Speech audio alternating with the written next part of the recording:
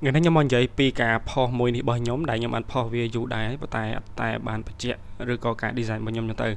anh ấy cứ nhóm ban design là tiền plan bật lên nâng hay nâng chia rút 3D đại nhóm ban thưa nâng anh ấy cứ chia rút riêng tộc cà phê bao nhóm muối đại nhóm ban bạc nơi sọc nát bao nhóm nâng cứ nhóm công tại vừa cả 100 ngày tập bắt tới rút 3D muối ní cứ vì mình chia rút muối đại detail đôi từ khang này design interior rồi có architect ấy cái thưa tệ với anh ấy nhầm thưa nó không blender đại thưa về rút riêng lang còn thà này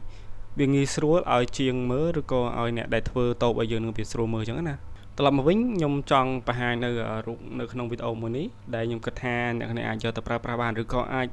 chỉ chụp này đăng muối đây là này toàn đăng như tới rồi có ai bật đăng hỏi yes ok ở bánh hà đấyสำหรับនៅផ្លាកយហៅមួយនេះឬក៏ banner ដែលខ្ញុំបិទនៅលើទូនេះគឺខ្ញុំចង់បង្ហាញថានៅពេលដែលយើងធ្វើផ្លាកអីមួយដើម្បីឲ្យតាក់ទាញគឺយើងកុំបាច់ទៅសាំញ៉ាំអីដូច poster យើងមានអត្ថន័យច្រើនអីខ្ញុំក៏ថានេះក៏ធ្វើយើងដាក់ទៅឲ្យវាច្បាស់ស្រួលមើលឧទាហរណ៍ដូចជានៅស្រុកមួយចឹងនៅពេលដែលគេមើលមកច្បាស់គេតាក់ទាញមើលតែមួយផ្លែមកគេដឹងថានឹងជាអីខ្ញុំគិតថានេះវាល្អបំផុតហើយយើងបាច់ទៅរើអត្ថន័យច្រើនដូចជា poster ឬក៏ cover ផ្សេងៗដែល pop up sign នៅលើ Facebook ឬក៏ social media ផ្សេងៗឯងប៉ុន្តែនៅក្នុងការ design របស់អ្នកនេះគួរតែមានផ្ដោតនៅការតាក់ទាញឬក៏ការប្លែកពីរបស់គេដទៃដែលខ្ញុំគិតថានេះគឺជាចំណុច pop ជាងគេឬក៏តាក់ទាញជាងគេហើយខ្ញុំឃើញភាគច្រើនសម្រាប់ជាប្រភេទកាហ្វេគឺខ្ញុំឃើញពីច្រើនគឺគេដាក់តែរូបកាហ្វេឬក៏គេដាក់រូបធម្មតាមួយដែលមើលទៅវាសាមញ្ញមែនតើអញ្ចឹងខ្ញុំគិតថាវាសាមភ្នែកហើយអញ្ចឹងខ្ញុំចង់បញ្ជាក់ឲ្យអ្នកគ្នាអាចធ្វើជារូបប្លែកៗអញ្ចឹងទៅដូចអាចធ្វើជាដូចរបស់ខ្ញុំហ្នឹងគឺខ្ញុំដាក់បញ្ជាក់ឈ្មោះនៅហ្នឹងហើយនឹងរូបភាពមួយដែលខ្ញុំដាក់ effect ឬក៏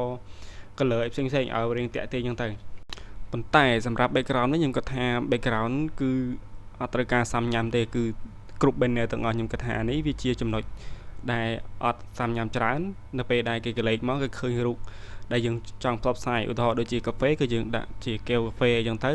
ហើយ background ខ្ញុំគិតថាដាក់រៀងលាតឬក៏អាចនឹងថ្លាទៅវាស្រួលមើលនៅពេលដែលគេកលេចមកគេដឹងថារបស់ដែលយើងចង់បង្ហាញមុនហើយសម្រាប់មួយផ្នែកទៀតនៃខាងលើតុកាហ្វេរបស់ខ្ញុំនេះគឺខ្ញុំដាក់អត់មានដាក់ជាប្រភេទកែវឬក៏ជាប្រភេទកាហ្វេផ្សេងទៀតទេព្រោះអីយើងបានរៀបរាប់ច្រើននៅខាងក្រោមផ្លាកខាងក្រោមរបស់យើងហើយគឺយើងដាក់រូបច្រើនហើយបើសិនជាយើងដាក់រូបច្រើននៅខាងលើទៀតខ្ញុំក៏ថានេះវា spam ភ្នែកវិញគឺវាអញ្ញៃហើយដូច្នេះខ្ញុំជ្រើសយកការត្រសេអសឬក៏ការលេងពាក្យពេចន៍អីមួយចំនួននៅលើហ្នឹងឬក៏រូបភាពដែលតាក់ទាញមួយដល់អតិថិជនរបស់យើងដែលគេលេខមកគេអានដាច់ហើយគេលេខមើលទៅមួយផ្លេតគេដឹងថាយើងលក់អីហើយដល់អញ្ចឹងអានេះវាជាជំរើសល្អមួយនៅពេលដែលអ្នកគ្នាធ្វើជាផ្លាកយហៅសម្រាប់ client ហើយសម្រាប់ mode អក្សររបស់យើងហ្នឹងគឺខ្ញុំគិតថាដាក់អក្សរបែបច្បាស់ទៅគឺល្អបំផុតព្រោះអីនៅពេលដែលយើងលេងក្បាច់អក្សរច្រើនពេកវាទៅជាញ៉ៃហើយអ្នកខ្លះគឺអានអត់ដាច់ទេបែបហ្នឹងឯង